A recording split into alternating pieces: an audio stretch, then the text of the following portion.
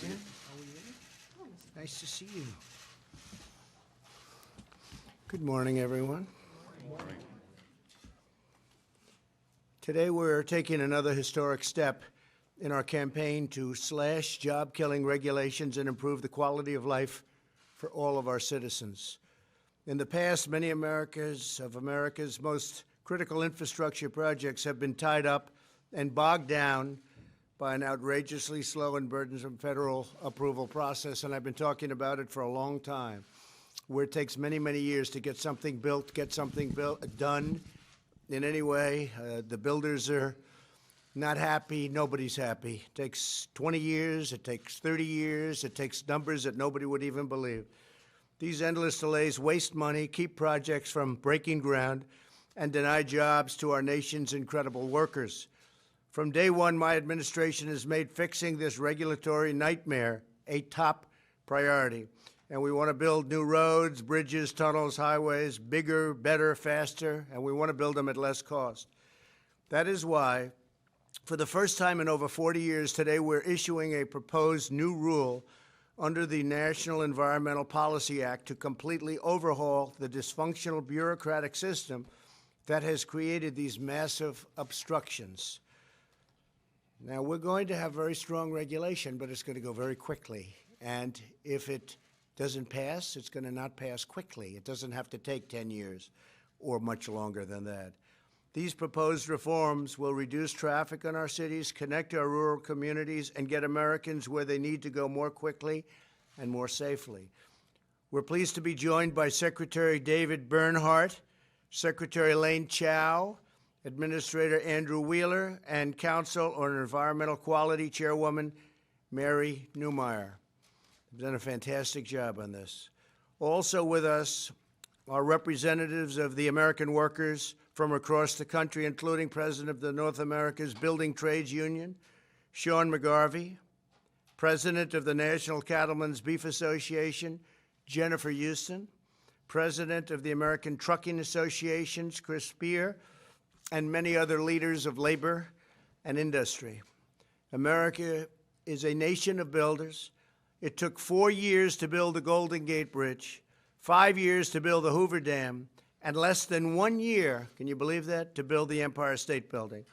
Yet today, it can take more than 10 years just to get a permit to build a simple road, just a very simple road. And usually you're not even able to get the permit. It's unusual when you get it. It's big government at its absolute worst, and other countries look at us and they can't believe it. For example, in North Carolina, it took 25 years to begin construction of the Mark Bass Knight Bridge.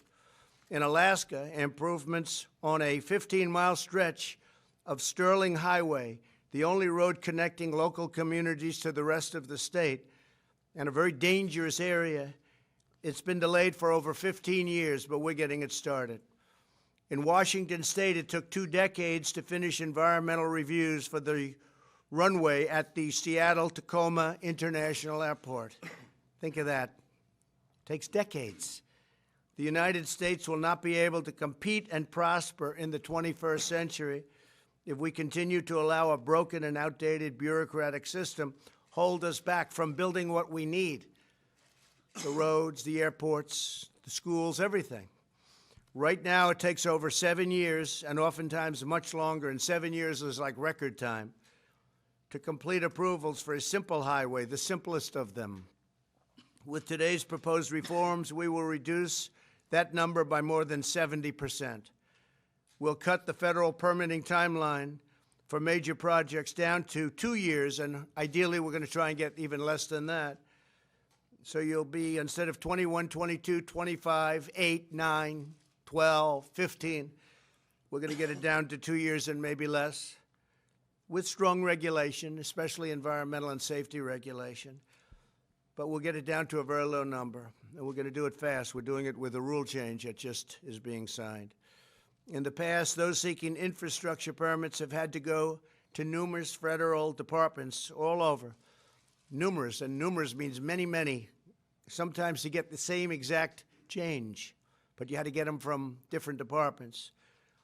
So you'd go to these federal departments and agencies requesting approval from countless governmental bureaucrats, each of whom was empowered to hold up the process and leave urgently needed projects in limbo, and for the most part, they wouldn't get built. If they did get built, it would take so many years and cost many times more. But our new one federal decision policy, it's called one federal decision, requires agencies to work closely together to promptly deliver one decision. Yes, the entire process will be completed. The entire federal government approval process will be done. We're also cutting red tape by allowing federal departments to increase the use of documentation prepared by state, tribal, and local governments. This is just common sense, and there's no need to do all of the duplicate work. So much duplication. You'd go for a permit, you'd have to go for another permit. They turn out to be all the same permits. You're just going to different agencies to get the same approval. At the same time, we're maintaining America's world-class standards of environmental protection. We have some of the cleanest air and cleanest water on Earth. And for our country, the air is right now cleaner than it's been in 40 years. I guess you go before that, there was a lot less activity, so we're competing. I would imagine 200 years ago it was great. 500 years ago, before we got here, it must have been really nice, right? But in the last 40 years, it's the cleanest right now. By streamlining infrastructure approvals, we'll further expand America's unprecedented economic boom, and that's what we have. We have an economic boom. We've created 7 million jobs, including over 700,000 construction jobs. Unemployment has reached the lowest rate in over 51 years. After years of stagnation, real wages have increased nearly 10% for low-income workers, the biggest beneficiaries. Our regulation cuts are giving average American households an extra $3,000 per year.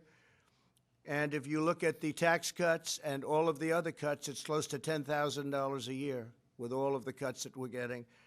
And that's for an average median income family, $10,000. You know, I've talked about past administrations. The one was $475. The other one was $975, last two, $975, and we're $10,000, and the number's actually higher than that if you include certain regulations that we got cut. So that's an amazing thing, and that's one of the reasons consumers are doing so well and leading us so strongly in this boom that we're in. But this is just the beginning. We'll not stop until our nation's gleaming new infrastructure has made America the envy of the world again. It used to be the envy of the world, and now we're like a third world country. It's really sad. You get approval, they even get financing for jobs, and then they can't build them for 15 years. And then it ends up costing 5 times more than it was supposed to cost.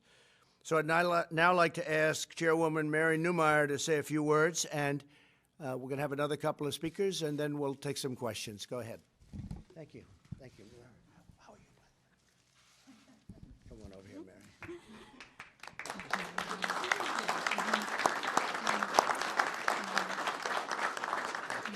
Thank you, Mr. President. President Trump promised a more efficient permitting process so that Americans receive timely decisions on permits for vital infrastructure projects affecting their everyday lives. Today, we are proposing the first comprehensive update to the National Environmental Policy Act regulations since they were issued over 40 years ago. Over the past 3 years, the White House Council on Environmental Quality has been working closely with federal agencies and their leadership, including the leaders here today, to improve the implementation of NEPA for the American people. NEPA requires federal agencies to assess the environmental impacts of proposed major federal actions, including the issuance of federal permits and other approvals, as well as when providing federal funding. NEPA affects communities and the quality of life of Americans across the nation, from the construction of roads, bridges, airports, and harbors, to water infrastructure, agriculture, forest, land, and fisheries management activities, and environmental restoration. The goal of NEPA is to ensure well-informed decision-making, but the process can be unnecessarily complex, burdensome, and protracted. A lengthy process can delay or even derail important projects to modernize our nation's infrastructure, manage our federal lands and waters, and restore our environment. The Council on Environmental Quality has found that the average time for federal agencies to complete environmental impact statements is 4.5 years. Further, for highway projects, it takes over 7 years on average, and many projects have taken a decade or more to complete the environmental review process. These delays deprive hardworking Americans of the benefits of modernized roads and bridges that allow them to more safely and quickly get to work and get home to their families. NEPA is the most litigated area of environmental law. Delays due to lengthy reviews and lawsuits increase costs for project applicants, states, tribes, localities, and taxpayers. These delays deter investments, and these delays make our country less economically competitive. Today's proposal would modernize the environmental review process. The proposed rule would make common sense changes to establish a presumptive 2-year time limit for environmental impact statements, require federal agencies to request information from applicants and the public earlier in the process, increase coordination by agencies to reduce delays, avoid duplication by facilitating use of documents required by other statutes or prepared by state, tribal, or local agencies, and ensure that the regulations reflect current modern technologies. The proposed rule would provide for a faster process while ensuring that agencies analyze and consider the environmental impacts of proposed actions and reasonable alternatives to address significant impacts. It's important to note that the proposal would reform the process of gathering information on environmental effects, but would not change any substantive environmental law or regulation, such as the Clean Air Act, the Clean Water Act, and the Endangered Species Act. Nothing in the proposal would eliminate the protections that Congress has enacted to safeguard our environment and the American people. Today's proposal has undergone extensive interagency review, and the Council on Environmental Quality has carefully considered thousands of public comments. Under the President's leadership, the administration is committed to ensuring that we are good stewards of our environment while supporting American prosperity. As we move forward with this proposed rule, we will remain focused on improving the environmental review and permitting process while ensuring a safe, healthy, and productive environment for current and future generations of Americans. Mr. President, thank you for your leadership and support. I appreciate it. Thank you. Excellent. Great job. And if I could, Secretary Chow. Secretary Chow. Thank you, sir. Good morning. We're delighted to be here because today is indeed very historic. Today's action is really needed. Our nation's infrastructure is in danger of deterioration, and it needs to be repaired and rebuilt. And as you have heard from the President and also from the Director of CEQ, the time that it is required to rebuild a new project is now unsustainable. Our nation needs, our infrastructure needs to be addressed. We all care about the environment. What we are talking about are cumbersome, unnecessary, overly burdensome, duplicative, and outdated regulations. Many of these regulations have not been updated, modernized in decades. What we're seeking is common sense solutions. As I repeat again, we all care about the environment. What we need to give as regulators is certainty to the regulated community so that if a project were not to go forward, they deserve a quick no. Right now, we string along so many people who are waiting decades for answers from the federal government. And again, that is not responsible governing. So today is historic. This NPRM will solicit comments, remarks, so it will be an open process. And what we are hoping to do is to address the infrastructure needs of our country, as the President has said on so many occasions. And then, of course, we want to see new projects be constructed and new jobs being created. Thank you, Mr. President.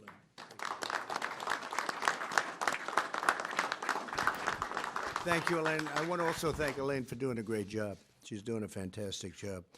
Secretary Bernhardt, please. Sir. Mr. President, Thank you for the introduction and for the honor of being here today. I'm thrilled. For those of you that don't practice in this area, let me tell you, this is a really, really big proposal. This proposal affects virtually every significant decision made by the federal government that affects the environment. And I believe it will be the most significant deregulatory proposal you ultimately implement. Big statement. The reality, here's the bottom line. You have been crystal clear since the day you arrived here that you wanted to have a common sense approach to ensuring that the government made better decisions for the people. And what you see here today are the people. And the reality is that the NEPA law serves an incredibly noble purpose. At the heart of the law, it establishes and ensures that we as government decision makers think about the consequences of our action before we make them, that we consider alternatives to our action, and that we receive the participation of the public before we make the action. And everything in this rule does precisely that, sir. But when I arrived at the Department of the Interior, it took on average the Bureau of Land Management 5 years to complete an environmental review document.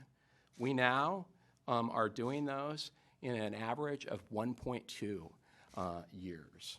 And the consequences are far-reaching. For example, the quicker we can do our environmental reviews for Indian schools means the sooner students can have safer schools to go to school in. The quicker we can improve and enhance our visitors centers and national parks means the sooner people can enjoy those parks. We even have the same process here for NEPA is utilized when we're thinking about good things to do for wildlife. And the longer it takes to implement those conservation actions, the more delayed those are. Our firefighters depend on the speed of environmental review to do our treatments in the forest.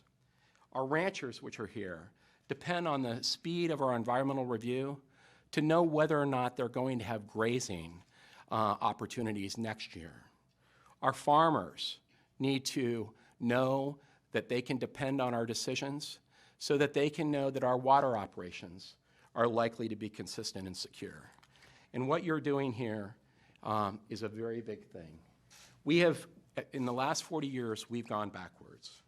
And your actions are changing that, and it's a big step forward. So thank you, and thank you, Mary.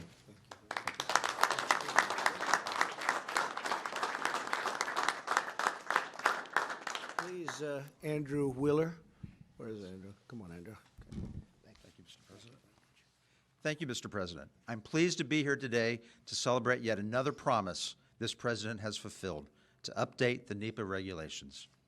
This year marks the 50th anniversary of both the EPA and the NEPA law.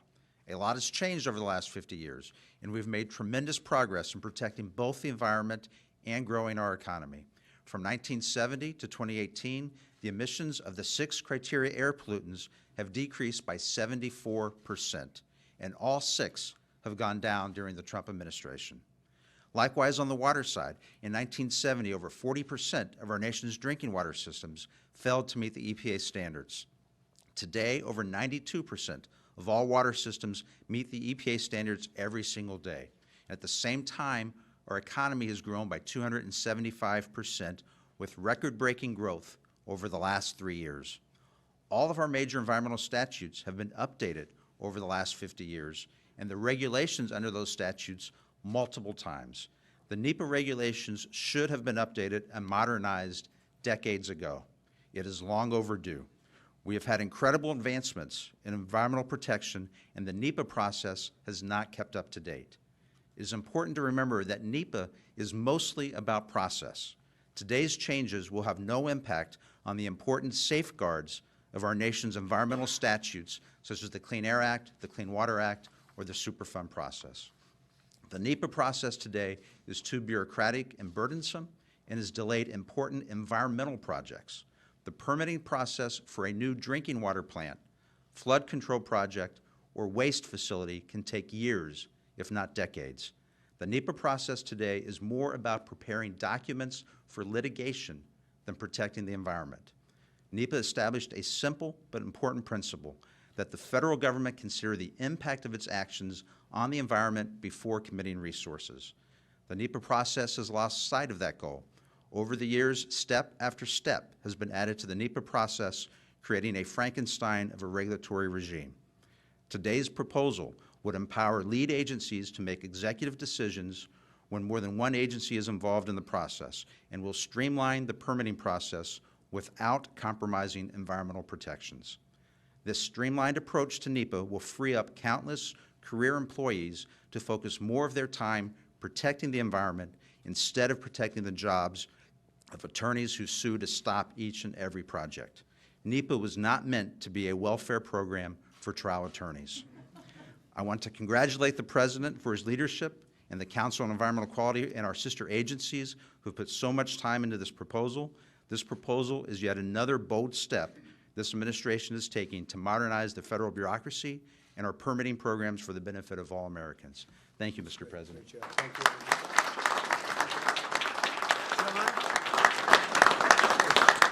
Sean McGarvey. Thank you, Mr. President. Sean McGarvey, President of North America's Building Trades. We are fully supportive of the President's initiative when it comes to NEPA and permitting reform. Few people in this country understand the archaic nature of our system the way the President does, based on his background, where we partnered with him for years to try to build buildings and infrastructure in the United States. This proposal does nothing to take away from the protections for our citizens, for our taxpayers, for our workers, or for our environment. So on behalf of our membership, we're fully supportive and look forward to the opportunities for thousands, hundreds of thousands, and millions of people to go to work in the construction industry once these reforms are fully in place. Thank you, Mr. President. Thank you very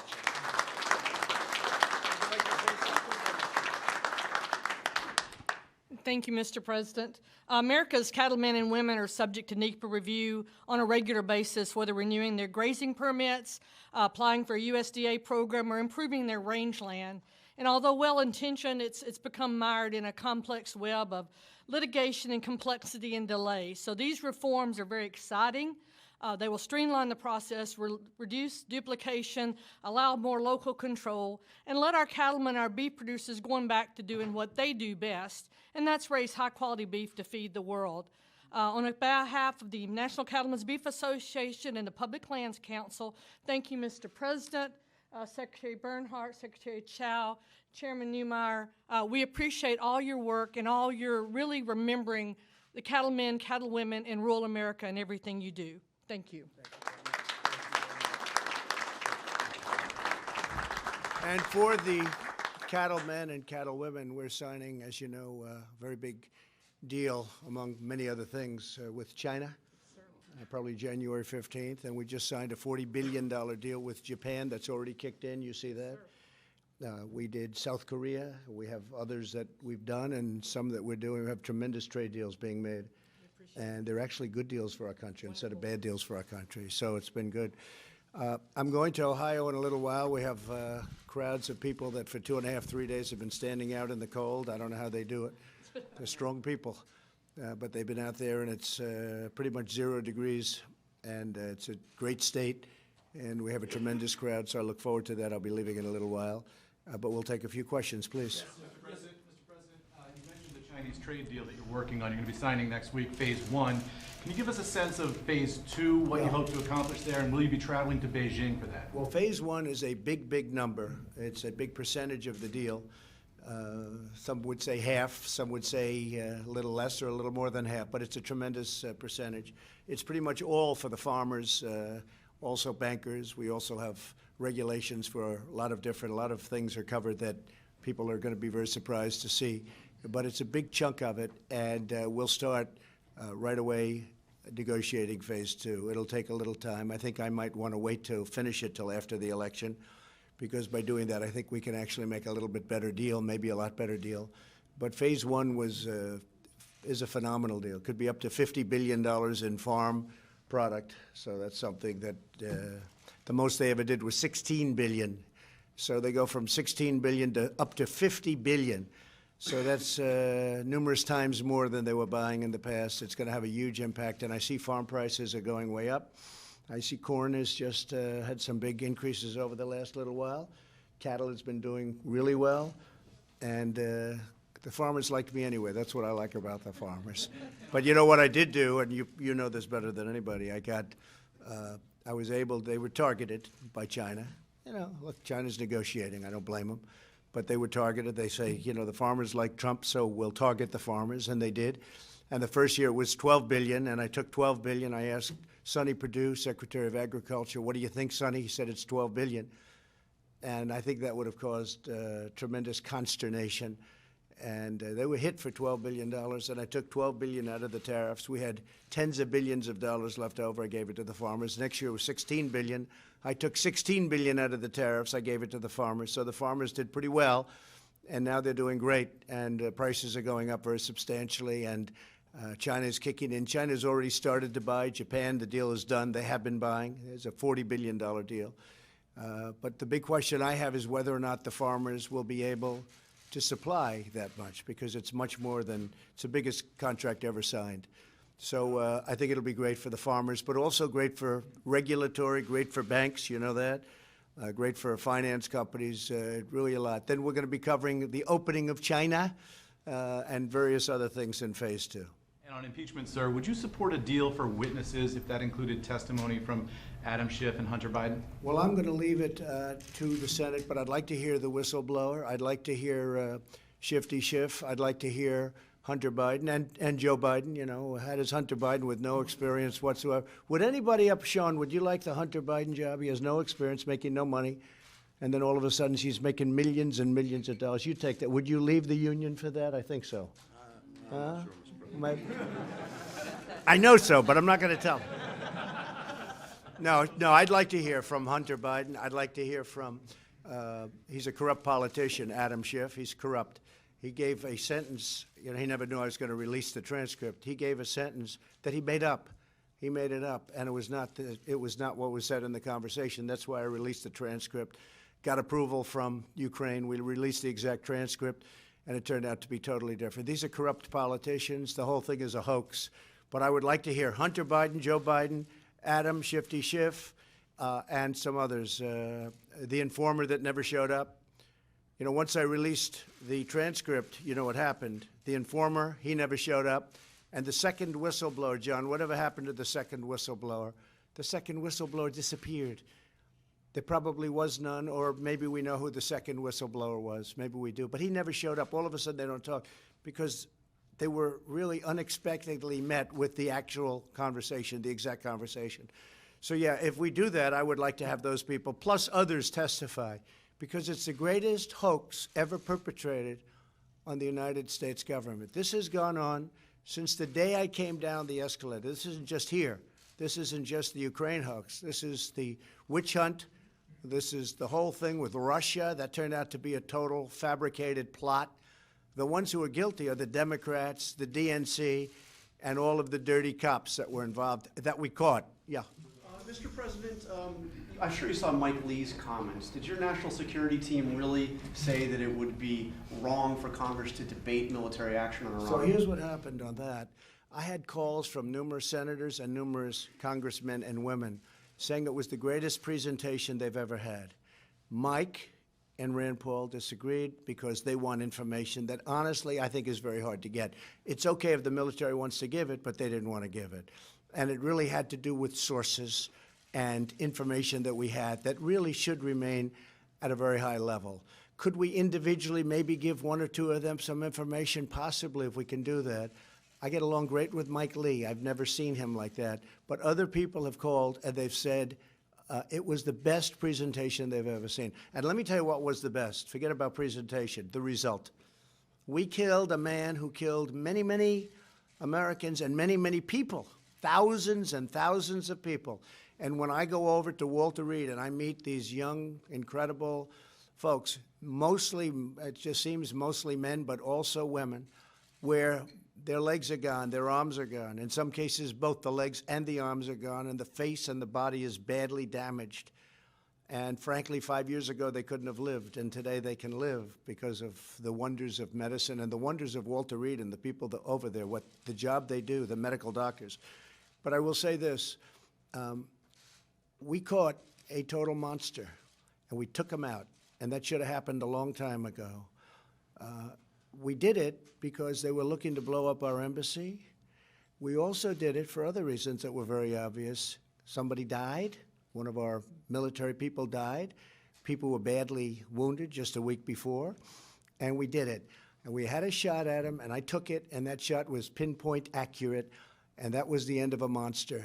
Then, and that was the second attack. It was not, we didn't start it. They started by killing one of our people and wounding badly other of our people.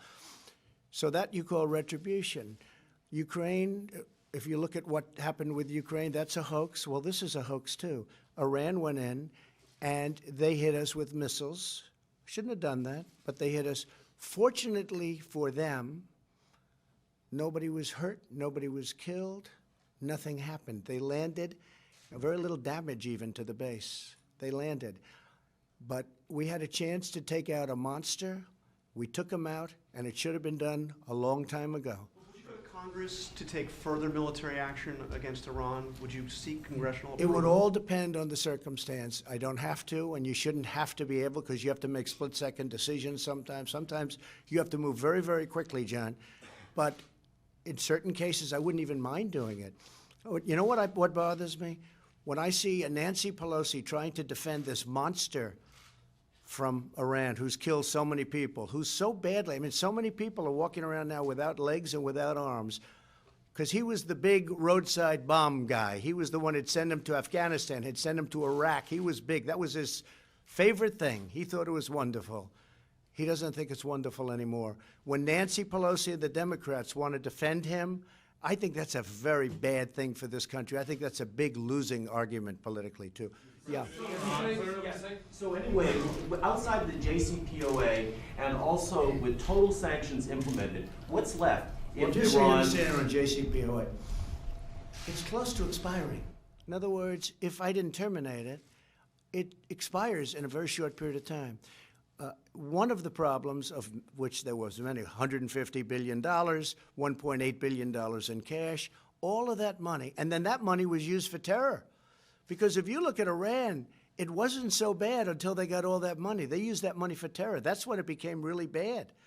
You just take a look. I mean, it really got bad when they had $150 billion, $1.8 billion in cash. The agreement, I always call it the Iran nuclear deal that didn't work. The Iran deal, it was just something that is no good for our country. It expires in a short time. That means they would be on their path to nuclear weapons. And for me, it's about nuclear weapons more than anything else. Iran cannot have a nuclear weapon. Iran will never have a nuclear weapon. They understand that. We have told them very strongly. Iran now is not wealthy like it was when President Obama handed them $150 billion.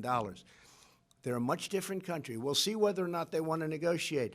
Maybe they want to wait till after the election and negotiate with a weak Democrat, somebody like a Biden or a Pocahontas or Buttigieg or one of these characters, okay? Maybe they want to wait.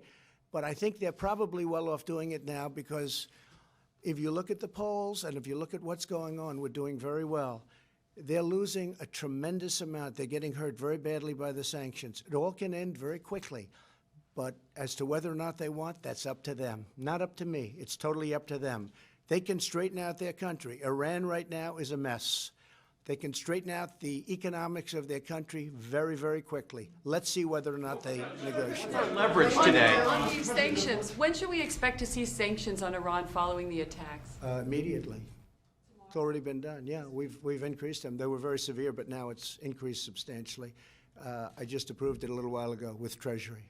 Who will they be against and what sort of sanctions? Well, you'll see. I mean, we'll put out a minor announcement. It's actually a major event.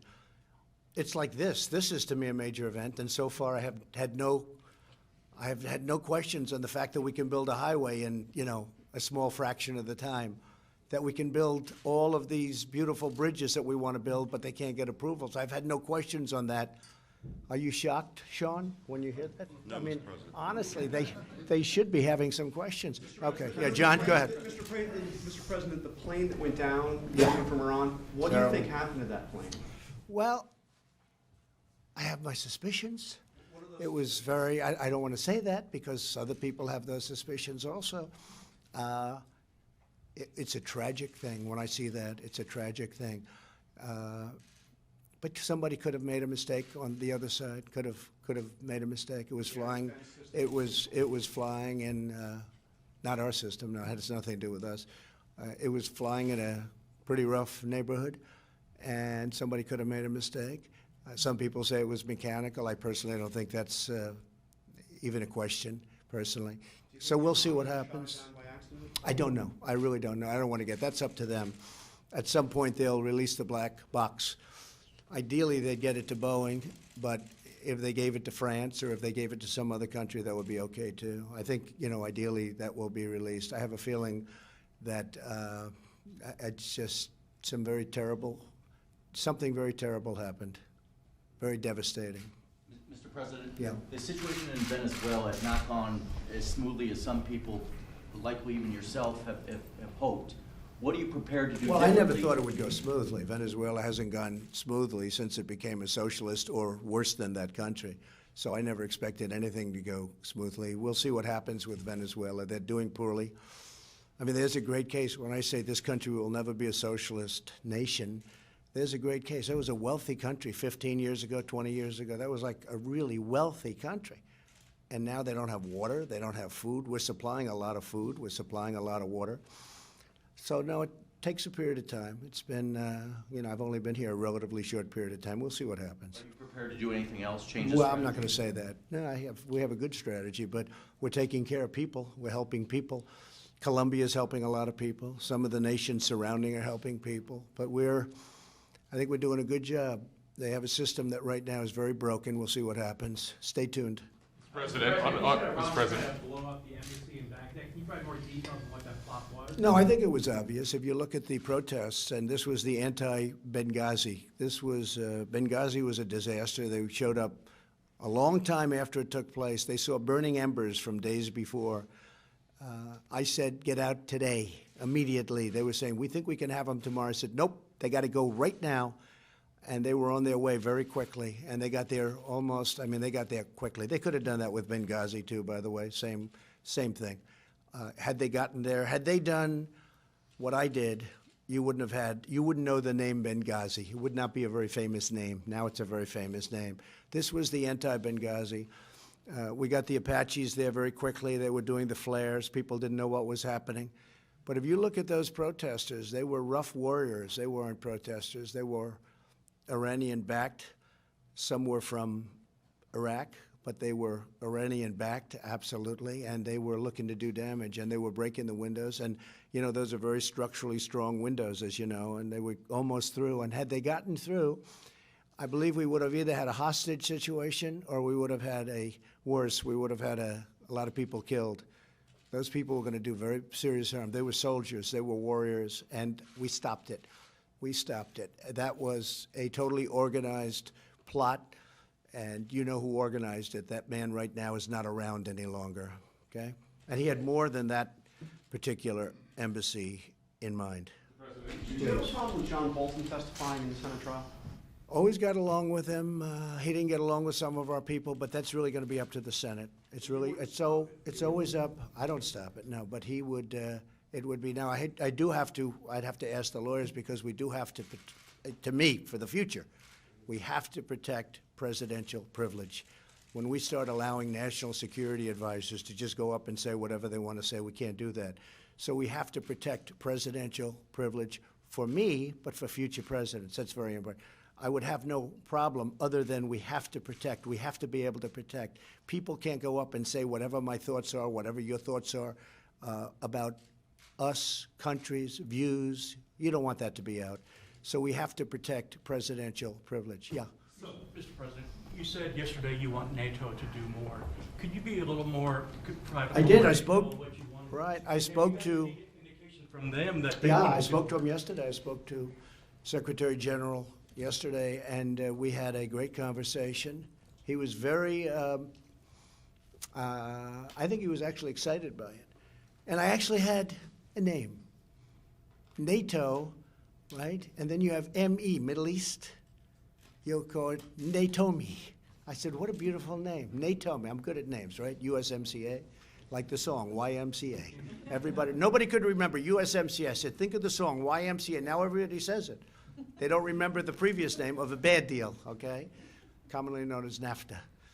No, if you add the two words Middle East at the end of it, because that's a big problem. That's a big source of problems. And NATOMI, doesn't that work beautifully, John? Think of that. NATO plus me. And obviously he's not getting it. He's not smiling. He used to smile. Before I ran, he was smiling. Now he's not smiling.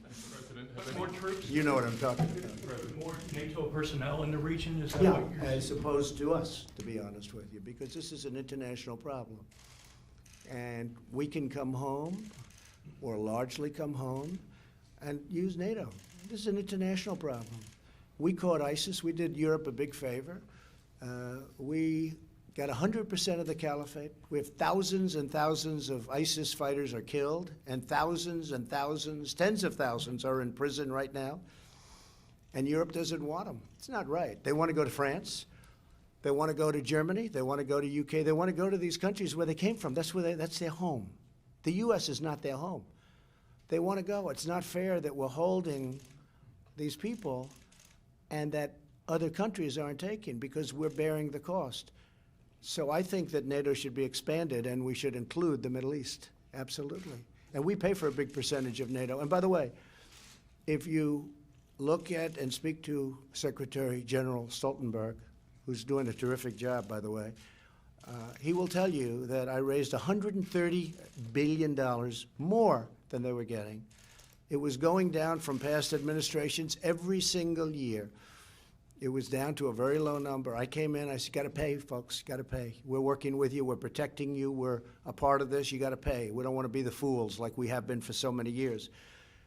So we raised $130 billion almost immediately. We had a meeting with all of the countries. I said, you got to pay. I mean, I can imagine they don't like me as much as Obama and other people, but I got to pay. We're protecting you, got to pay. We got $130 billion more, not 130 more. In fact, my biggest fan in the whole world is Secretary General Stoltenberg, because he can't believe it. And now he just announced $530 billion we've gotten under my watch. And so we're in great shape with that whole situation. And I think NATO should be helping us now with the Middle East. Having an international flavor there is good. Plus, you had a deal signed with many of these countries that are in NATO. So, you know, the economic deal with Iran. So I have actually said that I think the scope of NATO should be increased, and they should be looking for ISIS. Will help. But right now, the burden's on us, and that's not been fair. But we've done a great job with ISIS. When I came in 3 years ago, ISIS was all over the place. It was a disaster. And now ISIS is the caliphate. 100% of the caliphate is gone. 100%. And we have tens of thousands of prisoners. Well, we have them in prison. But they should be taken, and Europe should be helping with that burden. But I like the idea of NATO expanding their views. Since the environment is part of the issue we're talking about today, since the environment is something that is on the table here today, what is your position on global warming? Do you think it's a hoax? Do you think something needs to be not at done? all. Nothing's a hoax. Nothing's a hoax about that. It's a very serious subject. I want clean air. I want clean water. I want the cleanest air. I want the cleanest water. The environment's very important to me. Somebody wrote a book that I'm an environmentalist. It actually called The Environmentalist, actually, before I did this. But they wrote a book. I'd like to get it. I have it in the other office. I'll bring it to my next news conference, perhaps. I'm sure you'll be thrilled to see it. I'm sure you'll report all about it. But no, I'm a big believer in that word, the environment. I'm a big believer. But I want clean air. I want clean water. And I also want jobs, though. I don't want to close up our industry because somebody said, you know, you have to go with wind or you have to go with something else that's not going to be able to have the capacity to do what we have to do. We have the best employment numbers we've ever had. We have the best unemployment numbers we've ever had. So that's very important. All right, one more. How much of your own money are you prepared to spend on your re-election? I literally haven't even thought about it. I spent a lot on the first one, and I said I did the primaries, and obviously that came out to be very successful. And I have not thought about it. I will say this, because of the impeachment hoax, we're taking in numbers that nobody ever expected. You saw the kind of numbers we're reporting. We're blowing everybody away. Nobody's ever taken in the money that we're taking in from the public. And it's good because it's an investment they're making. They're making that investment. It's better than the big donors. We're taking in numbers that nobody has ever seen before, frankly. And it's a great thing. 2016 by saying that you wouldn't take donor money. Well, I don't know. I put in a lot. Do you know the number that I put in? Do you know the number I put in for the primaries and for the first election? What, do you know that number? Don't have the It's a total. big number. And I to this day say, I wonder if it mattered, because I never noticed myself getting any credit for that. I did. I spent a lot of my own money, tens of millions of dollars, times a lot. But I spent a lot of my own money. And I always asked the question, I said, I wonder if it was necessary, because I don't think anybody even knew that I was spending it. I'd mention it every once in a while, but I don't know. For instance, I give up my salary. It's $450,000, approximately $450,000 presidential salary. I give it up. It goes to, usually I give it to drugs. I give some to Elaine sometimes for transportation, but every quarter, I think it's paid on a quarterly basis, I give up 100% of my salary that I make as president. I don't think anybody's written that story. You guys don't want to write that kind of a story, but that's okay with me. Listen, I'm going to Ohio. Some of you are coming with me, and we look forward to it. I want to congratulate all of you, because I think this is going to make a tremendous difference in your unions and for your workers and for your investments and for everything. This is going to be a fantastic thing. We'll bring numbers down from 20 years to less than 2. We'll bring them down from 10 years.